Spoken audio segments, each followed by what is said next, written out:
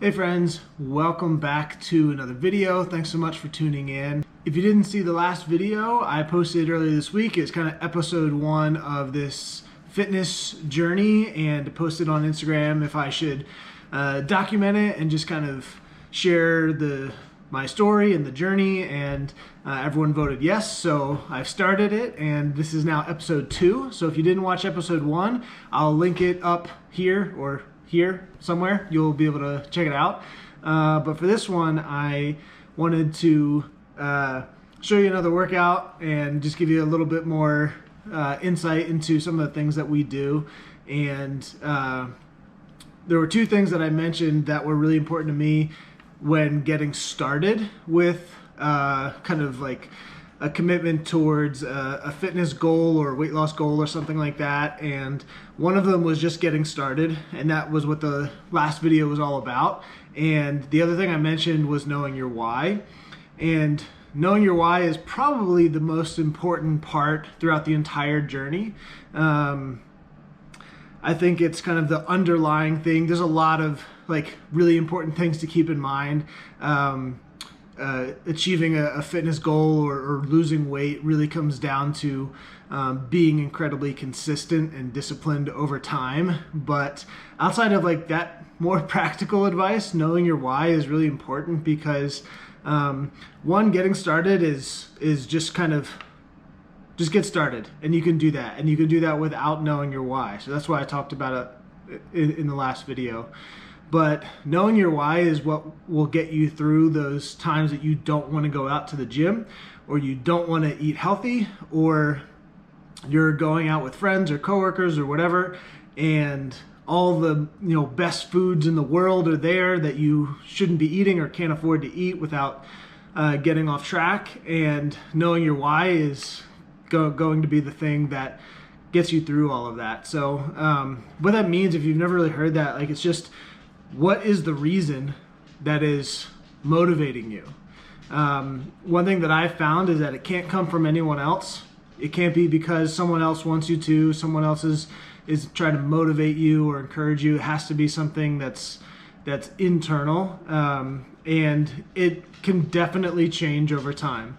Mine has changed a lot over time, and I think your goals will certainly change over time, and the two of them will sort of be related. So my why right now is I find a lot of fulfillment in being active and being able to go for a hike, go mountain biking, and not just like survive, but actually be able to have fun. And the more fit that I am, the more I can enjoy those things. And similarly, as I am entering this phase of my life, we're trying to have kids.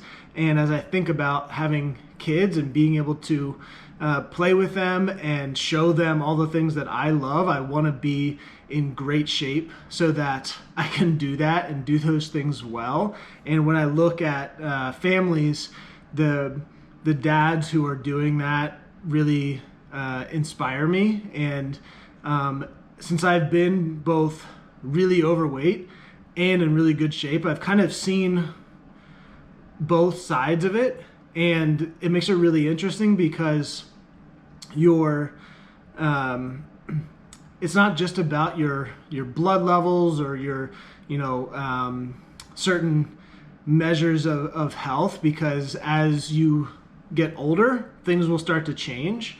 So while right now my blood reports are good, everything's really good, that's fantastic, I know that right now things don't feel so great because I'm heavier than I should be.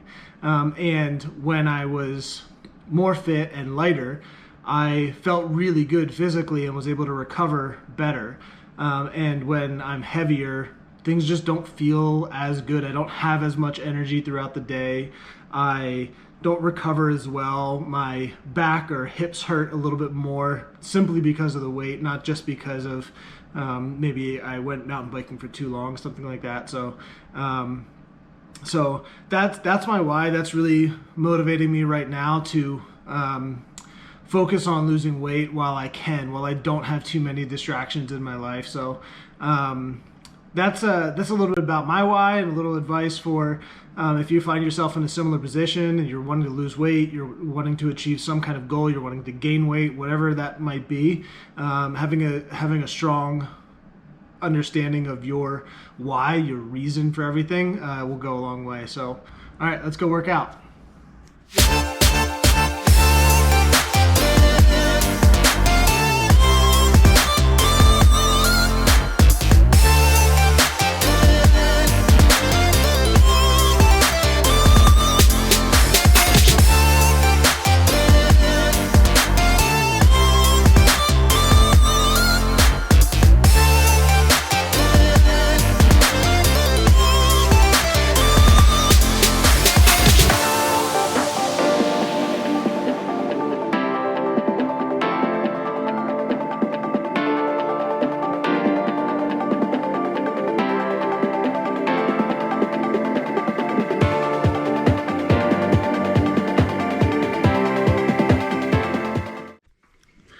Another fun workout at home. It's one really nice thing about having a home gym, which obviously this setup is pretty rare, but Liz has been a nutrition coach and personal trainer, and we obviously owned a CrossFit gym, and so we've kind of done all the different setups. So I was just thinking, with a bunch of people sending messages about workouts, and we're kind of posting our workouts on Instagram and everything, but what advice do you have for people who are like working from home, coronavirus has them shut in, they don't have this kind of a space? Yeah. Like what should they be trying to do? I think the first thing that becomes really evident when you are working from home is how much your movement goes down during the day. So like compared to a day that I'm in the office where I might burn like 650 calories just from walking upstairs and, you know, walking to a different building or whatever, walking to meetings. When I'm home, you know, you're kind of just sitting in the same spot. So if you have a Fitbit or maybe an Apple Watch or another kind of fitness tracker, you can keep an eye on your movement. I'm generally trying to get like 200 calories worth of movement extra every day, just to kind of get myself to where I would be compared to like a day that I'm going into the office. So that's one thing. The other thing that you can do, you know, get up and move in between meetings that you're having at home. Drink a lot of water so that you're having to get up and go to the bathroom, and just kind of increasing that movement. Walk around your house if you can during meetings. And then I would also say, you know, at-home workouts, you can definitely do them. A lot of body weight workouts out there. A lot of people on Instagram are posting free body weight workouts right now. And then lastly, I think people really underestimate how much they can impact their weight by what they choose to eat, or impact their health by what they choose to eat. So just making sure that you know, you're not like mindlessly eating or trying not to stress eat, especially in a time like this. Making sure that you're getting really nutrient dense foods, and not like a ton of junk it's easy to eat a lot of in order to fill up on. Yeah, so many good things in there. We'll keep publishing stuff like that in future videos, and hopefully share some recipes and get much more into the nutrition side of things, because that's really what this whole thing is about. Obviously part of my fitness journey with wanting to be fit for surfing, mountain biking, all that kind of stuff, like actually does require gym time, but just weight loss in general is really all about what you're eating. So that's super, super important. Like Liz said, like if you have a tracker, we have our Apple Watches, and we're trying to close our rings every day when we're sitting at home. So you have your stand goal, your activity goal, exercise goal, all that kind of stuff. So that's one way, if you have something like that if you're stuck at home, working from home every single day, can't really go anywhere on the weekends because of coronavirus right now, then you can still kind of keep track of stuff, or at least notice how big of a difference it is. If you don't want to do anything different, you can at least notice, wow, I'm not moving compared to normal. So that's been really, really interesting for us to see. So, and we're back from the gym, all cleaned up and making a little bit of food right now. So what you eat is one of the most important things for your health overall, but definitely for weight loss. You don't need to work out at all to lose weight. Just ask my pastor, Judah Smith, church home. He talks about it all the time, that he absolutely hates working out, so he's willing to go on an incredibly strict diet. And that's true. You don't have to work out at all. You can just eat incredibly well. Working out gives you a little bit of wiggle room, you could say. So one thing we're making right now is carnitas, pork. Used a lean pork cut and followed a recipe from Lily Eats Macros. She has a couple of these books. There's absolutely incredible recipes in there, and that's what we're making. We'll probably have it a few different ways, but basically make burrito bowls of some kind. We're also making some rice, and one thing that a lot of people do with the rice is they want to put butter in, but that is a lot of fat, a whole lot of fat. So you could use some Better Than bouillon, which is what we add to it. So Liz discovered that, and it is quite good. So that's how we make our rice a little bit more flavorful. And just waiting for this to release, and we'll be ready. One other thing that we do for a snack, my favorite snack is some kind of granola and yogurt. So Liz started making her own granola, and we are almost out of it. So Liz is going to make some more tomorrow, but we pair it with the Costco organic non-fat Greek yogurt.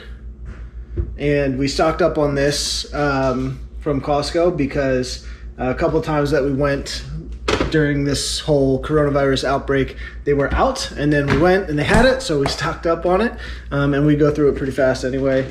A lot of granolas will have quite a high amount of sugar or just a lot of carbs to them, so that's why Liz wanted to make her own granola, and it's still really good.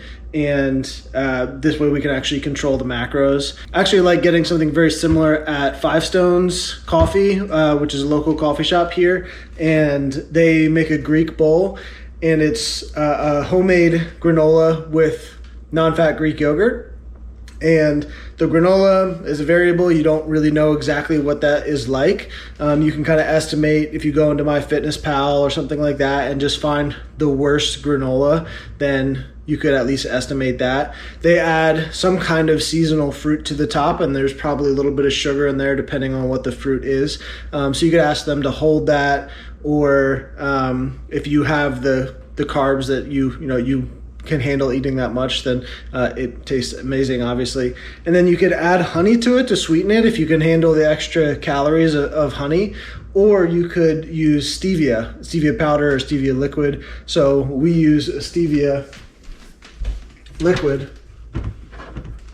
So we use this stuff to sweeten our coffee or drink sometimes, or add to the granola if you need it a little bit sweeter and you can't handle having the honey. So just wanted to show you a few of the things that we're eating, and the way that we kind of still enjoy having some great food. It's the favorite time of actually opening this up and smelling the goodness.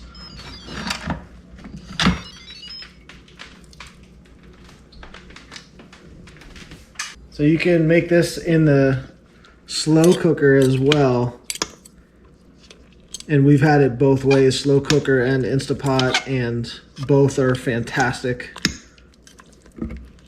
So I hope you enjoyed this video. If you did, hit the like button. That really helps out the channel. And subscribe to see more, and you can hit the notification bell so you're notified as soon as I post another video. Thanks so much for watching. Really appreciate it. Excited to do this and keep bringing you more videos. So thanks again for watching, and I'll see you next time.